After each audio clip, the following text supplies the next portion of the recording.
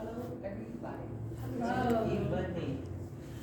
My name is Dr. Penn. I am a chiropractor. I own a practice in town called Pinpoint Chiropractic and Wellness. We're doing some rebranding, so we'll be Pinpoint Wellness pretty soon. A little bit about my story. A friend of mine used to always call me a freedom fighter because I was always fighting for the rights of the underdog. When I was in the Army, I had a roommate who had a lot of health issues. And so we were in basic training together, and then we ended up being stationed together. And she eventually fell into drinking Bacardi. That was her drink of choice. And she would drink this bottle of Bacardi in a day or two. And so she kept going to what we call the CTMC. That's where soldiers have to go to get evaluated if they have something going on, and the report kept coming back saying there's nothing wrong with you, there's nothing wrong with you. She was bleeding. So she eventually skipped like our early morning meetings, PT, and this happened for months. And one day her platoon sergeant came and said, you know, what's really wrong with her? You know, she's an alcoholic and all these problems. And I was like, her problem isn't that she's an alcoholic. Her problem is that she has a health issue. And somewhere in that transition of her health issue, we went to the ER and she gave birth to a tumor.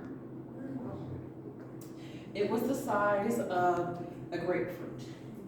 And that really caused me to have some curiosities about how doctors take care of us, how the medical system takes care of us.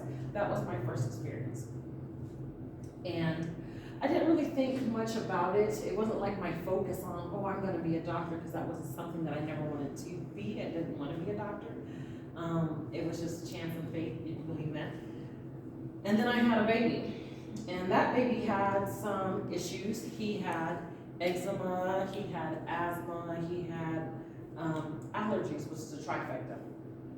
I remember before he was 4 months, he didn't have any of those problems. And after we got shots, he had those problems. So I am a person who likes to follow causation and to cause and effect. Like, you were like this before, now you're like this. Or you weren't like this before, now you're like this.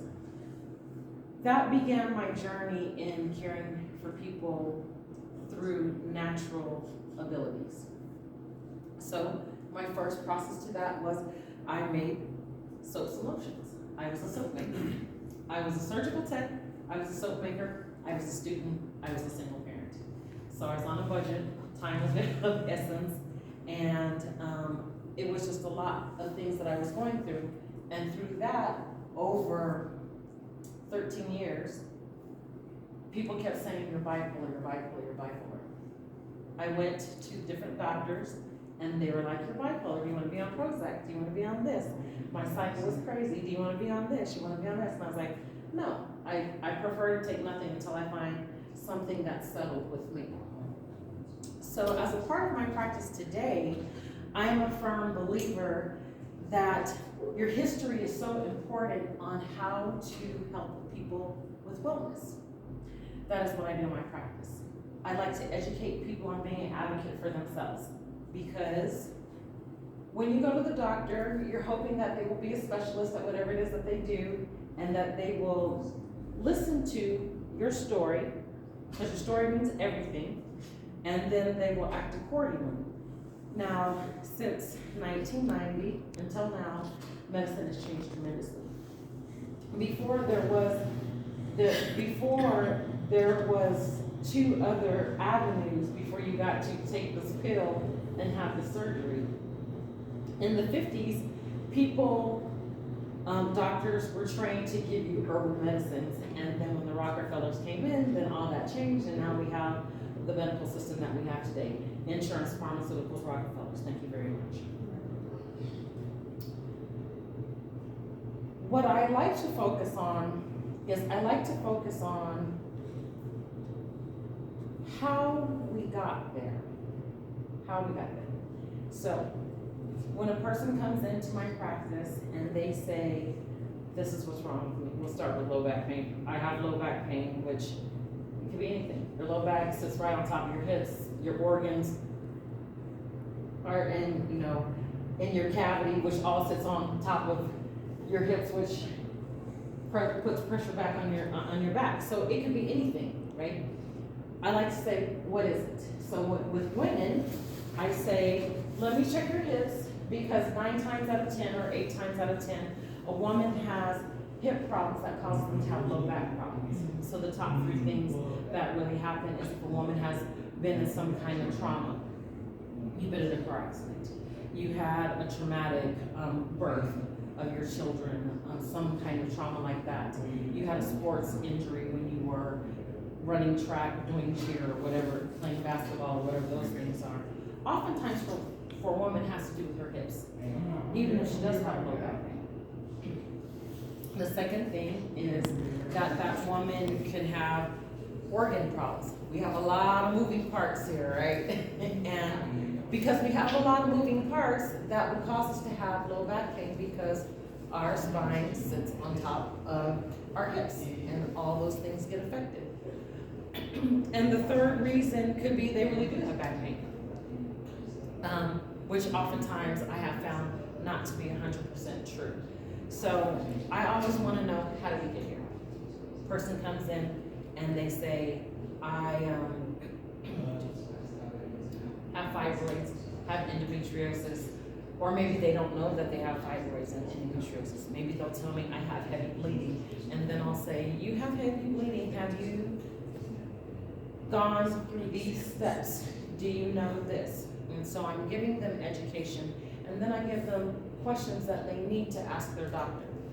Because a woman can go to their GYN, they can get a pap smear, everything be normal, but that doesn't mean your anatomy is normal. And that's something that they oftentimes don't look for.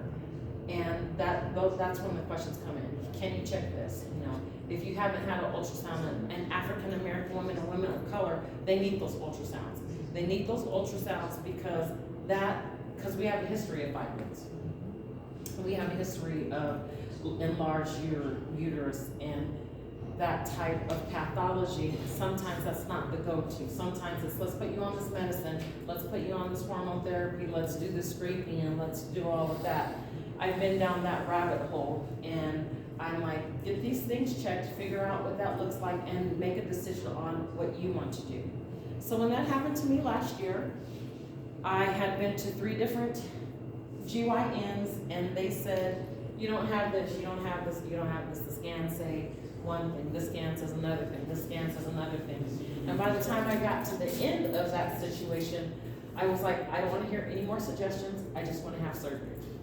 So, my uterus was so big that I had breathing problems. Now, all the scans said that it was 4 months, as big as a 4-month pregnant woman. But when my surgeon got in there, he's like, your uterus was as big as a woman who was 6 months pregnant, pressing on your lung, growing underneath your diaphragm. So I was having breathing problems. I had been having breathing problems for 2 years almost. I had pneumonia, I had pancreatitis. And so when women come in, and my practice isn't a woman-centered focused practice, but I care in ways that maybe your traditional doctor or your modern doctor doesn't care about. Because he's not going to ask you those questions. They're not going to follow the rabbit hole of, have you had pancreatitis without any warning? Have you had have you had breathing problems? How's your sleep? How's your bleeding? How do you have anemia? And all of those things. So when a person comes in, I'm asking them, why are you here? What do you want your outcomes to be? Because I feel like that's not a space that doctors ask you, why are you here? What do you want? What do you want? Because once we know what you want, then we can figure out how to get there. Whether it be through chiropractic practice, whether it be through cognitive coaching, whether it be through herbal medicines, or whether you have to go a step further. If I believe that I cannot do it, then I try to refer you to the best referral that I can that thinks along the lines that I think on. So what I want to share tonight is how do women take care of themselves? Because the transition of the woman has evolved so much from what it was before. We're now caretakers, we're breadwinners, we're educators, we fill the space of mom, auntie, grandma, and all of those types of things. But what are we doing for our health? How are we advocating for ourselves? What does self-care look like for us? And where do we want to be 10 years from now with our health? All that starts today. So I want to talk about as women age, because most of the women here have had babies or have passed that age and maybe going to premenopause, menopause, the M word. I want to talk about the progression of what our bodies do. When you are a kid and you have all this energy and you're still growing, you appear like you have no problems, right? Unless you have something congenital or you had some kind of trauma. Other than that, you're doing pretty good. Then you start getting a cycle. Well, you don't know if your parents, both mom and dad, have a history of hormonal problems. So you may not even have menstrual cycle pains or headaches or any of that, but if you are a person who has that, then oftentimes you do have a hormonal imbalance. Nobody tells you. Your parents say, take this, you're fine, go on. When you become an adult and you are now taking care of yourself, your care plan for yourself is what your parents gave you. So there are really no questions to ask, because this is what my mom says, this is what we did, and all of that. When you hit the M word phases, then something begins to happen with your hormones that wasn't happening before. Because from the time that you're a kid until the time that you get to the M word, your hormones are in an upcycle. And when you get pre-menopausal, postmenopausal, your hormones change. And I'm not just talking about your estrogen levels or your progesterone levels or your estradiol levels. I'm talking about all of your hormones change. When the estrogen changes, it affects the heart. When the estrogen changes, it affects the pancreas. When your estrogen changes, it affects growth hormone, and it affects all of those areas. So those are things that your doctors don't often talk about. A woman can have hot flashes and they'll tell you, oh, it's because you're going through the change. But what's really happening is you could get hot flashes from the different foods you eat. If you eat a hot food, you're gonna get hot. If you eat ginger, you're gonna get hot. If you eat cayenne pepper, you're gonna get hot. But something happens to the pancreas. And when the pancreas changes its function, so does how your body reacts. Does that make sense? Mm-hmm. And so in those spaces, what begins to happen is if you eat too much sugar, I get hot. If I eat hot food, I get hot. If I eat the wrong kind of meat, I get hot. But some of that has to do with pancreatic function. And so as women progress in age, they need to know how their body actually works. Some of it could be hormonal. So if you were the person who had the heavy menstrual cycle, who had the headaches, who had the cramps, that is a hormonal thing. And then with the change, then now you have a systemic problem. Does that make sense to everybody? If you're listening? I am listening. So what do we do about that? We could get on medicine and get hormones, but the literature says that when you do that, you're pre-med or postmenopausal, that your chances of cancer goes up. Your chances of cancer increase because your body doesn't need that. So when the body has an excess of anything, guess what it does? It produces cancer cells. That seems very, you could correlate this to that, right?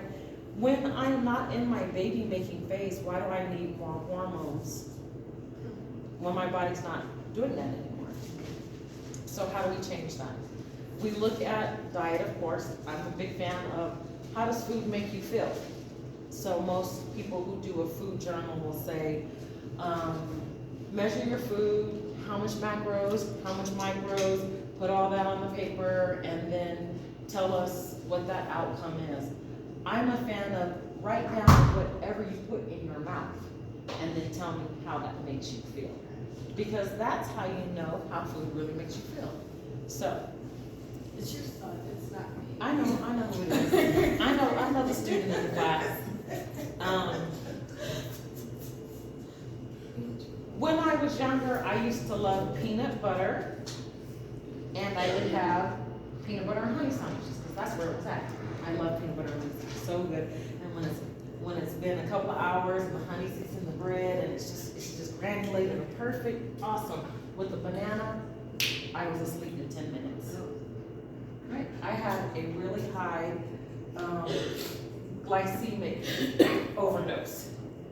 And so I knew then it's either the peanut butter, it's the bread, it's the honey, it's the banana, right? So we take away the banana and we say, okay, I'm not in a coma, but I'm still groggy. So now I'm taking away maybe the honey and I switch to jelly. Oh, I'm doing better. But now my stomach kind of hurts. So is it the bread? And you go down the process of how does food really make you feel? And when you can get to the essence of that, what you come out on top with is, now I'm not having as many as hot flashes. I'm not having as many hormonal problems. And now you know how food makes you feel. So there's a good book out there called Eating According to Your Blood Type. And I didn't think it true until I started following it. And I was like, oh, this has a lot of correlating information. But because of our environments and epigenesis and how we live, some things aren't 100% proof. But if you can get 85% there, that's better than what a doctor's going to do when he tells you to be on this medicine. So that is a book that I recommend. And then the rest of it is, what do you want to do? How am I taking care of myself? Am I getting my regular evaluations? Do I get my eyes checked? Do I get my teeth checked? Do I get my labs? Do I get my girl parts checked? What's my kidney function doing? Liver function doing? And all of those things we need to be on top of as we get older, instead of allowing something to happen to us. Oftentimes we just allow something to happen to us. Oh my God, I got blood sugar so high. Oh my God, what am I going to do? Now the doctor wants to put this, and now my kidneys don't work, and all of that. All of those things can be sorted out.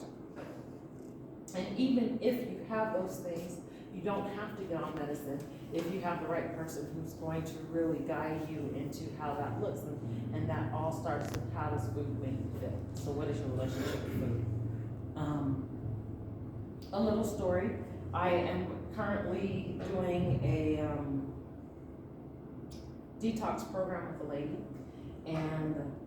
and she came in, her blood sugars were 333, which is, your blood sugar should be between 70 and 100, so 333 is really, really high. And I said, I vet whoever comes into my office, like, why are you here? I can help you, or I can't help you.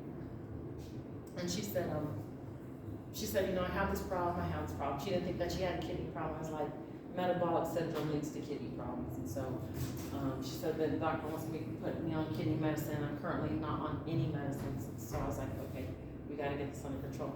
So I said, I think what would be a good diet for you is an all-fruit diet for right now, because fruit detoxes your body. And when fruit detoxes your body, then it hydrates your cells, it gets rid of toxins, and we've been doing this for going into our 4th week, and her blood sugars are now 115. No medicines, just the detox program, the things that I told her, the food that I told her to eat, and there we are. So we know that food heals our body, right? And when food begins to do that, we want to take it a step further and add some spices and herbs to it, because the spices and herbs drive out microorganisms, they drive out viruses, they drive out residents that don't need to be in our body. So we do have plans for that. We have in the detox program, we have the detox, and then we have the kidney cleanse, we have the liver cleanse, and we have a parasite cleanse, and then we go back again and we finish off with a soft detox cleanse to help your body reacclimate and begin building a menu that's good for you and things that will be helpful to you. So, and last year, when I was sick, when I was ill, when I was going through my hormonal issues, I felt like the Holy Spirit was telling me that I should start this apothecary, so I did. Started. I already had the idea to do that, but as people want quick solutions, and so supplements, teas, tinctures, and those things are very quick solutions, and they can help if you follow the protocol. And so we began doing that. We started with women care, so we developed supplements for women, teas for women, and we don't have any tinctures yet, but we're working on that. And it's a work in progress, but I wanted a way that I could help my community not be on medicine. That was my whole goal in life. When I became a doctor, I was like, if we don't have to be on medicine, let's figure out what that looks like.